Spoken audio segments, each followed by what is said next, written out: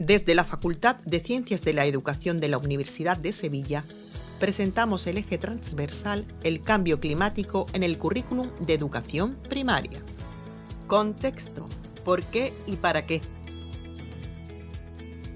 Que el clima del planeta está inmerso en un proceso de cambio desde hace varios decenios es una realidad tan evidente que a día de hoy solo unos pocos, probablemente por intereses particulares espurios, se atreven a cuestionar, tratando por lo demás de extender la idea del negacionismo climático. La aparición de episodios y fenómenos meteorológicos extremos cada vez más frecuentes y en ámbitos espaciales diversos hacen que lo extraordinario se vaya convirtiendo, si no en cotidiano, sí cada vez en algo más habitual. Pero aun pasando por alto dichos sucesos que se salen de lo normal, otras consecuencias del cambio climático comienzan a incorporarse a la vida cotidiana de la mayor parte de las personas que viven en las más diversas regiones de la Tierra. Con independencia de la mayor o menor parte de responsabilidad que recae en las actividades antrópicas frente a las estrictamente naturales, también se puede afirmar la existencia de un cierto consenso científico en que las primeras no pueden ser obviadas. De hecho, los cambios que se han producido en el planeta en los últimos años, derivados directamente de la acción del ser humano, son tan notables que para algunos se ha iniciado una nueva era geológica, el Antropoceno.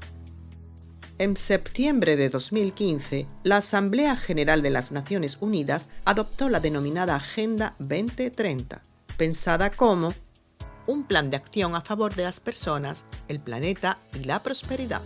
El documento fija un total de 169 metas, enmarcadas en los 17 Objetivos para el Desarrollo Sostenible, ODS, que engloban los aspectos ambientales, pero también los de carácter social y económico, englobando estas cuestiones en una protección duradera del planeta y sus recursos naturales.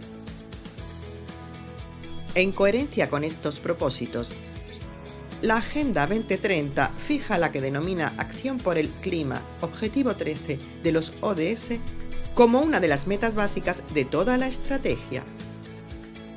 Ello debido a que el clima es uno de los elementos que mayor incidencia puede tener en el resto de los aspectos considerados.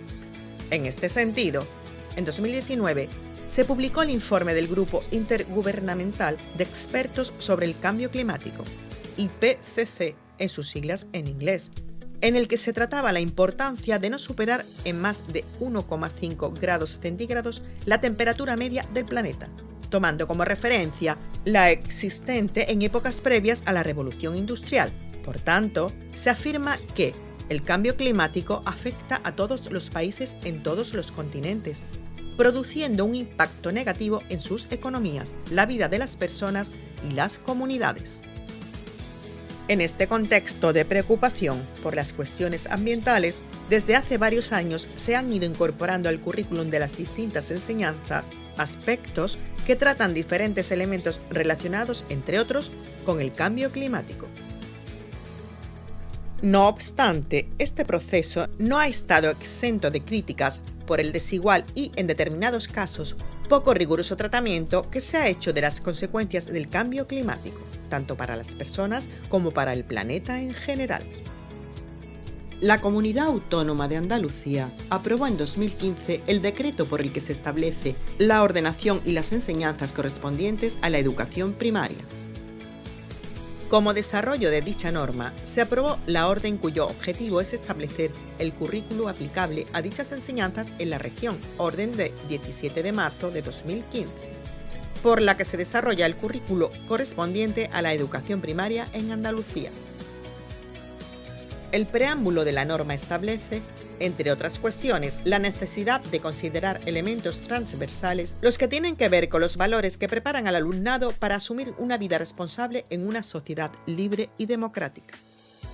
Lo anterior, junto con la necesidad de contextualización de los aprendizajes a través de la consideración de la vida cotidiana, así como la necesaria consideración sobre los temas y problemas que afectan a todas las personas, entre los que se cita expresamente los que tienen que ver con la contaminación y el calentamiento de la Tierra, sirve para justificar la introducción dentro de los contenidos del currículo los aspectos relacionados con el cambio climático. En este sentido, los contenidos que han de ser abordados dentro del área de ciencias sociales se agrupan en 4 bloques, siendo en el denominado El mundo en que vivimos, donde se recoge, entre otras, el estudio del clima y el cambio climático.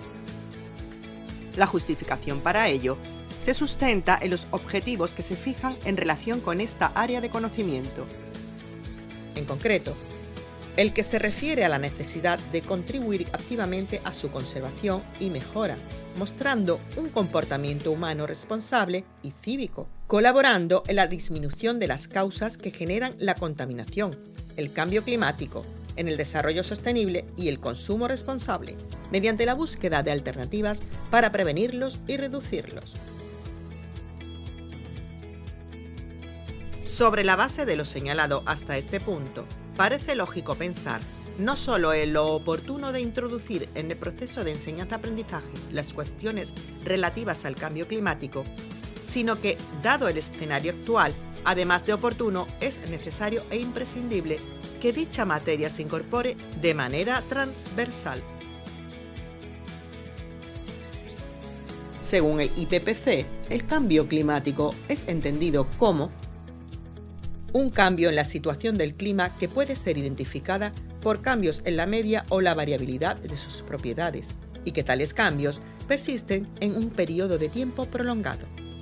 El cambio climático puede deberse a factores internos o fuerzas externas, como modulaciones en los ciclos solares, erupciones volcánicas o cambios antropogénicos persistentes en la composición atmosférica o los usos del suelo. Por otra parte, la Convención Marco de Naciones Unidas sobre el Cambio Climático señala la responsabilidad de la intervención de las personas sobre el clima. Así, define como tal un cambio de clima atribuido directa o indirectamente a la actividad humana, que altera la composición de la atmósfera mundial y que se suma a la variabilidad natural del clima, observada durante periodos de tiempo comparables.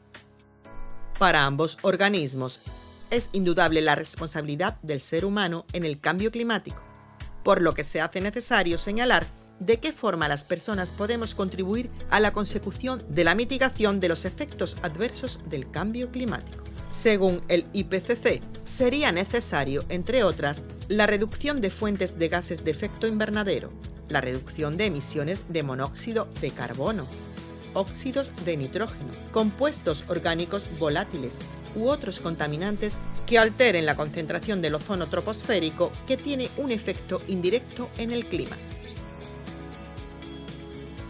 En el ámbito internacional, la regulación de actividades que tienen incidencia sobre el cambio climático comienza con la entrada en vigor del Protocolo de Kioto en 2005. Este hito supuso el compromiso de los países firmantes en la reducción de emisiones de gases de efecto invernadero antes de finales de 2012. Posteriormente, por medio del Acuerdo de París, un importante número de países se comprometieron a intensificar y acelerar las acciones necesarias para alcanzar los objetivos de bajada de emisiones de un modo más global, integrando apoyos para que los países en desarrollo pudieran cumplir los objetivos. De forma paralela, Naciones Unidas puso en marcha la Agenda 2030 de Desarrollo Sostenible sobre la transformación económica y medidas que conduzcan a la descarbonización de las economías. La Unión Europea ha desarrollado un marco normativo que permite a los Estados miembros adoptar una posición firme en el avance hacia los objetivos de reducción de emisiones de gases de efecto invernadero y una transición a la energía limpia. España, como país miembro, debe establecer un claro marco legislativo que regule la esperada transición energética, avanzando hacia una economía libre de emisiones. En este sentido, nuestro país ha puesto en marcha una estrategia que persigue cumplir con los objetivos marcados, tanto a nivel europeo como internacional. De este modo, se han creado diversos organismos involucrados en la lucha contra el cambio climático.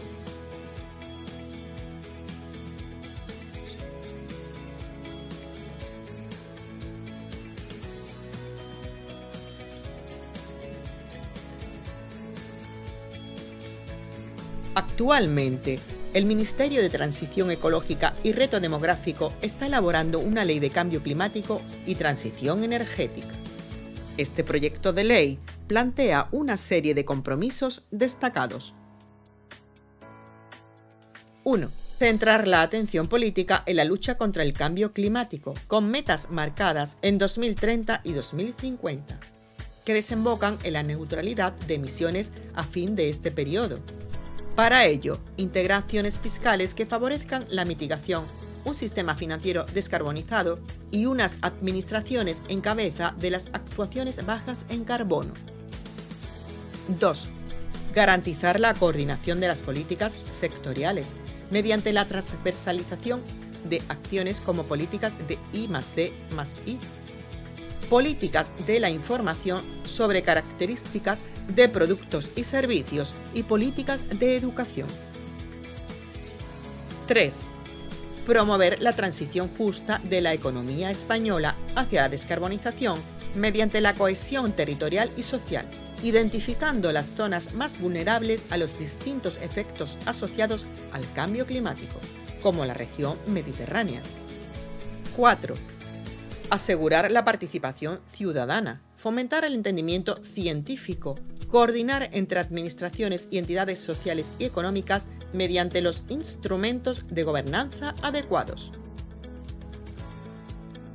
Hasta que dicha ley quede definitivamente aprobada, España cuenta con otros documentos de referencia en materia de cambio climático para la coordinación de las administraciones públicas, entre los que destaca el Plan Nacional de Adaptación al Cambio Climático. Proceso de definición del plan y órganos implicados.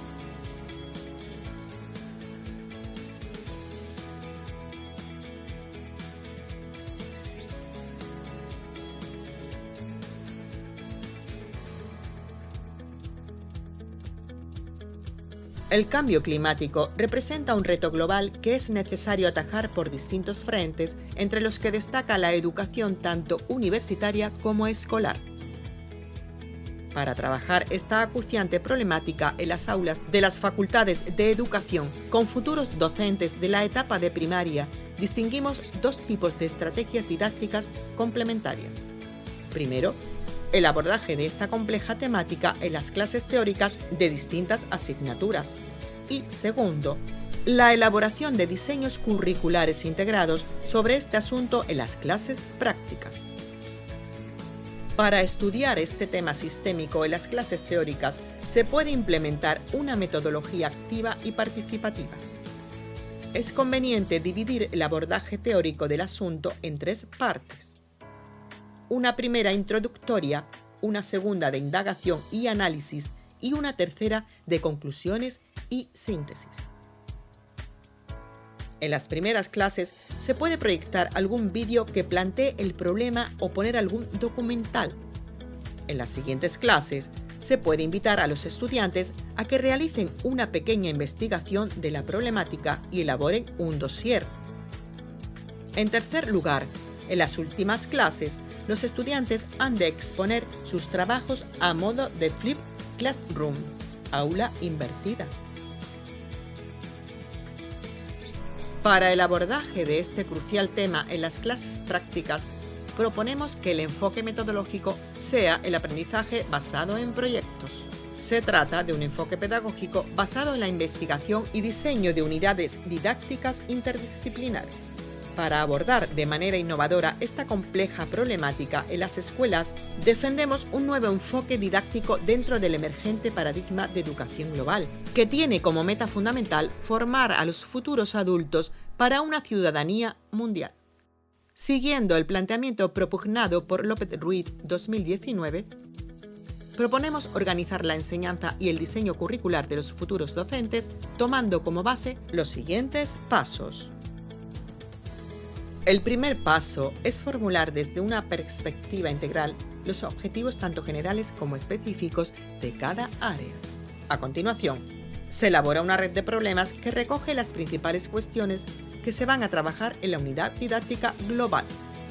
Seguidamente, hay que definir las diferentes competencias claves que se van a trabajar en la unidad didáctica.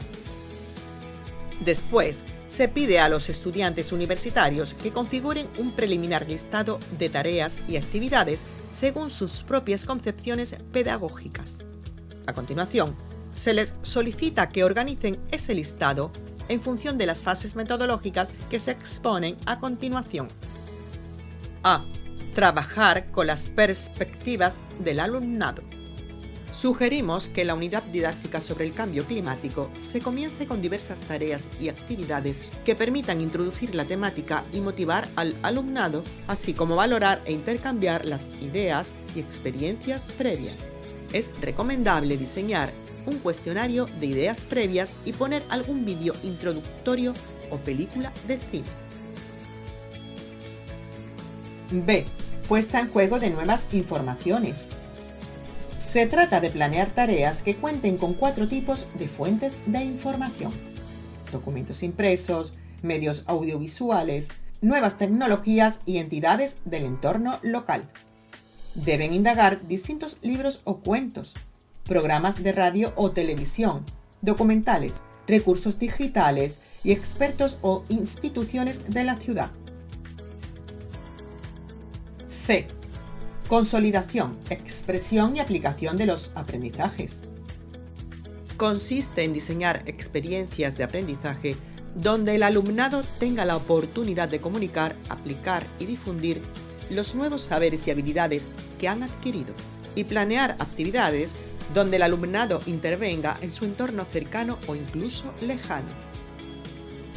Gracias a las TIC, es posible plantear actividades tales como visitas virtuales, análisis de infografías, juegos interactivos de realidad virtual, formar parte de una red internacional de ecoagentes, difundir sus nuevos conocimientos mediante un blog o redes sociales, edición de podcasts o participación en programas de radio. D. Refuerzo educativo y profundización. Si pretendemos lograr escuelas para todas y todos, es imprescindible que el currículum sea inclusivo y trate de responder a esta heterogeneidad del alumnado. Hay que incluir tanto actividades de refuerzo educativo como de profundización en sus diseños curriculares.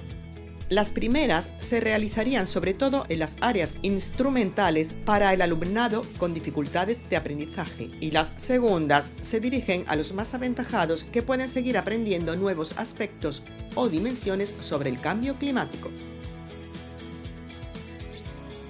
Por último, hay que distinguir los siguientes 3 tipos o momentos de valoración del aprendizaje en su diseño curricular: evaluación inicial o diagnóstica, valoración sistemática de las ideas, experiencias e intereses previos del alumnado en relación con el cambio climático. Evaluación continua o formativa.